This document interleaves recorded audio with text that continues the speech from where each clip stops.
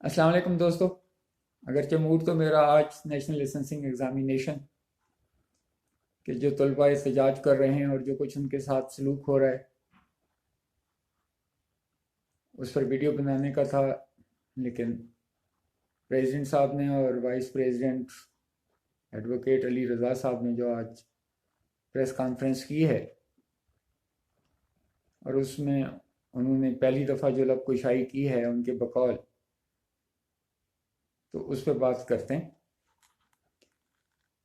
आगाज़ तो press conference का मेडिकल काउंसिल के सदर जनाब अरशद तकी साहब ने किया और उन्होंने कुछ बेसिक स्टैटिस्टिक्स बताई और हस्बे मामूल हर चीज़ का क्रेडिट कि ये सब कुछ पहली दफ़ा हो रहा है कि शानदार इम्तिहान कंप्यूटर बेस्ड पाकिस्तान में इतनी बड़ी तादाद में पहली दफ़ा हुआ। उसमें तकरीबन 1,95,000 बच्चों ने हिस्सा लिया। पाकिस्तान में 25 सेंटर बनाए गए, इंटरनेशनल 6 सेंटर बनाए गए, लेकिन वो इन 6 इंटरनेशनल स्टैंडर्ड्स का डेटा देना शायद भूल गए, जो कि मेरी ज़ाती ख्याल के मुताबिक उसमें चंद दर्जन बच्चे होंगे।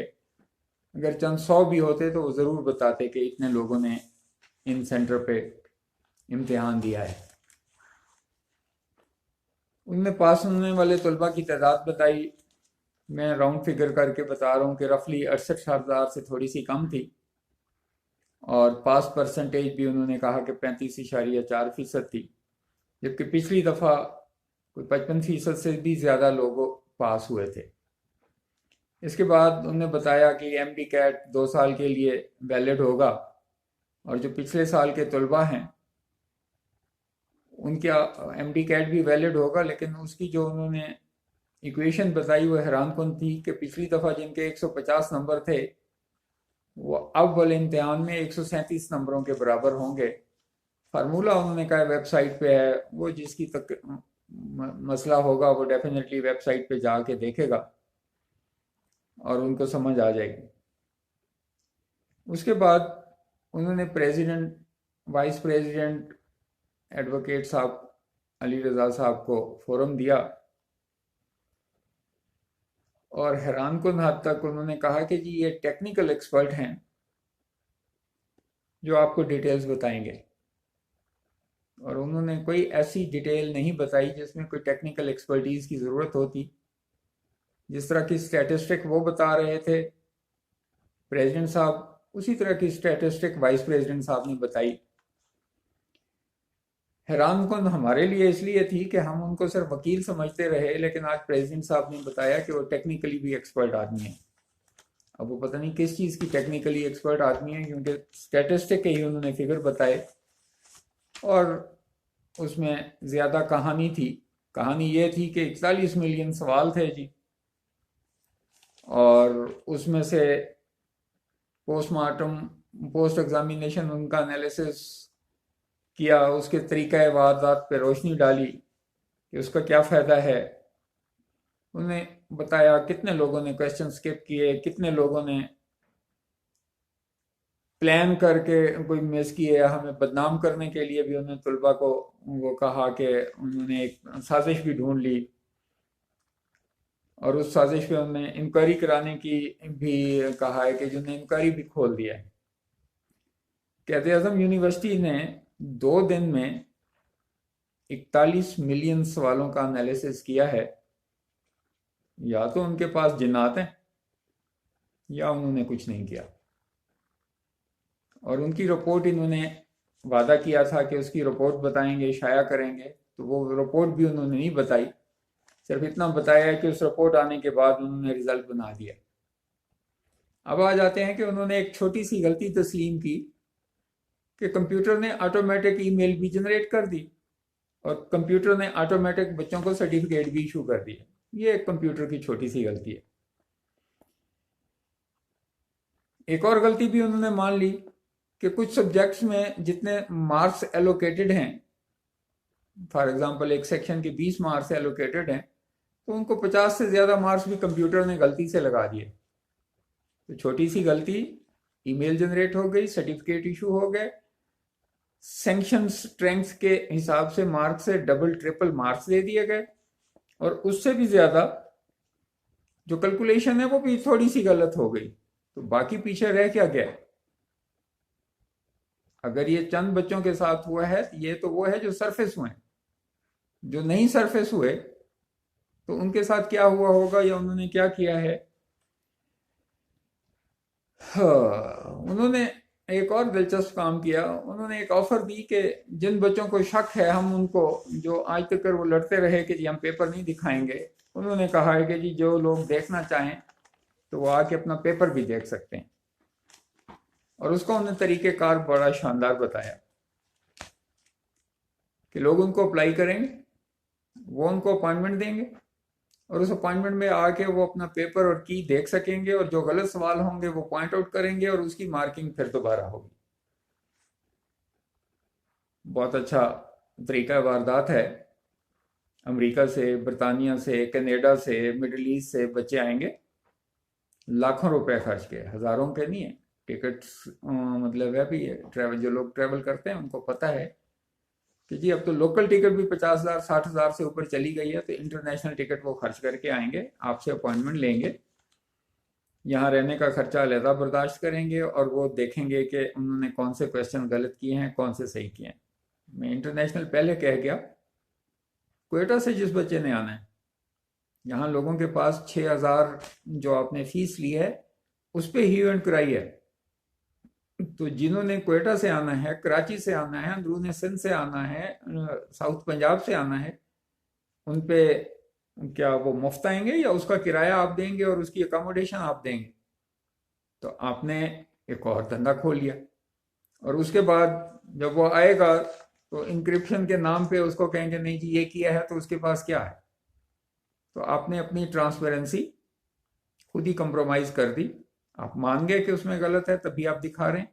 अगर आप क्रेडिबिलिटी गलत है तो आप पहले दिन उनको क्यों नहीं आपने आंसर की दिए? आपका कौन सा डेटा, मतलब जब यूनिक क्वेश्चन है, हर बंदे के अलग हैं, अगर वो पता चल भी जाए तो अगली दफा वो उस बच्चे को क्वेश्चन आएंगे कि नहीं आएंगे? सब ज़ाहिर है, पेपर चेक करने के लिए हजारों लाखों रुपए लोग खर्च नहीं करेंगे, ना है लोगों के पास। पाकिस्तान इतना अमीर मुल्क नहीं है। 20,000 लोगों ने एडमिशन लेना है, डेफिनेटली 2 4 5 हज़ार 10,000 बच्चों को होगा, तो उनमें से जो 2 4 दर्जन बच्चे आएंगे, आप कहेंगे देखें जी ये 2 4 दर्जन बच्चों ने, क्योंकि अफोर्ड ही वो 2 4 दर्जन बच्चे कर सकेंगे, जो के जितना आपने उसके ऊपर एक्सपेंस आएगा। तो उन्हें कहेगा जी ये देखें मीडिया ने ज़्यादा शोर मचाया हुआ था, ये तो चंद लोग थे जिन्होंने ख़त्म किया। क्रेडिबिलिटी का जनाजा इससे ज़्यादा क्या निकले कि आपके नायाब सिस्टम ने ऑटोमेटिक ईमेल जनरेट कर दिए, ऑटोमेटिक तलबा को सर्टिफिकेट इशू कर दिए हैं, उनके मार्क्स का टोटल गलत है, उनके मार्क्स की एलोकेशन गलत है, दुगने से भी ज़्यादा मार्क्स आपने उसके रिजल्ट में शामिल कर दिए हैं, कायद आज़म यूनिवर्सिटी का एनालिसिस आपने शेयर नहीं किया, तो ये आपकी क्रेडिबिलिटी के लिए काफ़ी अच्छा है। अब क्रेडिबिलिटी के बाद कॉम्पिटेंसी पे आ जाएं। ये इम्तिहान नेशनल मेडिकल अथॉरिटी ने कराना था, और नेशनल मेडिकल अथॉरिटी ने ही आके मीडिया में भी और आपको भी सवाल जवाब देने थे, लेकिन या तो उन्हें इन्वॉल्व नहीं किया गया, या वो इतने नालायक हैं कि आपने उनको मीडिया के सामने एक्सपोज नहीं किया। प्रेसिडेंट और वाइस प्रेसिडेंट साहब का इस इम्तिहान से कोई ताल्लुक नहीं था। ये चीज़ें आके नेशनल मेडिकल अथॉरिटी का एग्जीक्यूटिव डायरेक्टर, मेंबर एग्जामिनेशन और मेंबर आईटी आके बताता। ना आप आईटी के एक्सपर्ट हैं, ना आप एग्जामिनेशन के एक्सपर्ट हैं। अगर ये सारी चीज़ों के एक्सपर्ट हैं तो आपने वो मेंबर्स रखे क्यों हैं? इतनी भारी मुशायरे पे कि कोई भी बंदा 10 लाख से कम नहीं पड़ रहा था Pakistan medical and dental council को। उनको गाड़ियां भी दी हुई थी, उनको पेट्रोल भी देते थे, और उनको MP1 का स्केल भी देते थे। तो वो इम्तिहान से पहले मेंबर एग्जामिनेशन भी छोड़ चुका है, मेंबर आईटी भी छोड़ चुका है, मेंबर फाइनेंस भी छोड़ चुका है, और मेंबर एग्जेक्टिव मेंबर को आपने आगे लाया नहीं, क्योंकि वो इन सवालों का जवाब देता। लेकिन वो क्या बेचारा जवाब देता जब आपने अपने घर मेहमान बुलाकर आप फेस नहीं कर सके मीडिया को? तो नेशनल मेडिकल अथॉरिटी वाले, जिनको आपने इम्तिहान में इन्वॉल्व ही नहीं किया, और जो लॉ के तहत रेस्पॉन्सिबल लोग थे, वो क्या आप मीडिया को फेस करते। लेकिन वो बेचारे आते भी तो क्या करते, वही कुछ करते जो आपने प्रेस कॉन्फ्रेंस छोड़ के किया। पहले सवाल पे ही ये तो सुना था कि सहाफ़ी बाइकाट करते हैं, लेकिन होस्ट जिसने प्रेस कॉन्फ्रेंस बुलाई हो, मैंने कम से कम मेरे मुशाहिदे में नहीं है कि आपने मेहमान घर बुला के किसी और जगह पे प्रेस कॉन्फ्रेंस, प्रेस गैलरी में जाके या प्रेस क्लब में जाके तो हो सकता है कि कोई बदमज़गी हो जाए और आप वहाँ प्रेस कॉन्फ्रेंस छोड़ दें, लेकिन अपने घर में बुला के आपने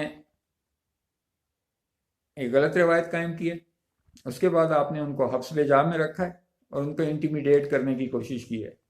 अब उनमें कितना दमखम है कि वो इस हब्स बेजा के लिए, अगरचे वो वहाँ पुलिस को कह तो रहे थे कि हम इसकी रिपोर्ट करेंगे, इंटिमिडेशन और हब्स बेजा का अगर आपके खिलाफ केस रजिस्टर हो जाता है तो ये भी पाकिस्तान मेडिकल कमीशन के हैट में एक फैदर होगा। असल में आपको आदत है कि प्राइम मिनिस्टर साहब तक जो रिपोर्ट जाए वो ऑल ओके की रिपोर्ट जाए, क्योंकि वहाँ कोई दूसरा ना होता है ना सुन रहा होता है। 2 लाख बचा है, 20,000 ने डॉक्टर बनना है।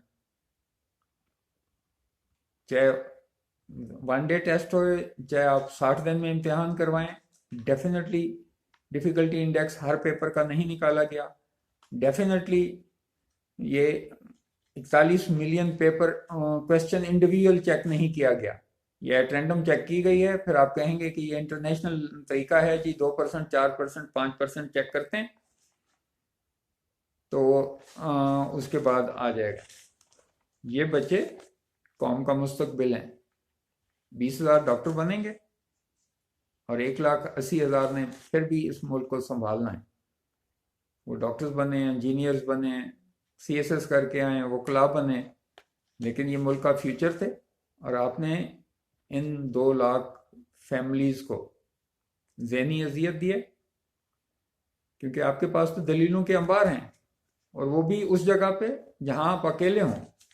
पब्लिक के हाल में तो आपने देखा कि मीडिया वाले बंदे जो टेक्निकल भी नहीं हैं उनके सामने आप भाग गए हैं, और अगर आप किसी टेक्निकल मुबाहिसा में काबू आ गए लोगों के, PMA के या मेरे जैसे लोगों के जिनको थोड़ा सा पता है मेडिकल एग्जामिनेशन क्या होता है, एनालिसिस क्या होती है और पेपर कैसे बनते हैं, तो आपके पास कोई जवाब नहीं होगा। दोस्तों, आज की प्रेस कॉन्फ्रेंस और MD कैट के डिज़ास्टर्स के बारे में अल्लाह करे ये आखिरी वीडियो हो, और जो लोगों ने सब्सक्राइब नहीं किया और वो चाहते हैं कि उनको जो मेडिकल कमीशन के अगेंस्ट कोर्ट्स में जंग चल रही है और जो नेशनल लाइसेंसिंग एग्जामिनेशन के साथ हो रहा है या होना है या होने वाला है, तो वो जानना चाहते हैं तो चैनल सब्सक्राइब कर रहे हैं ताकि आपको वीडियो मिलती रहे। Thank you.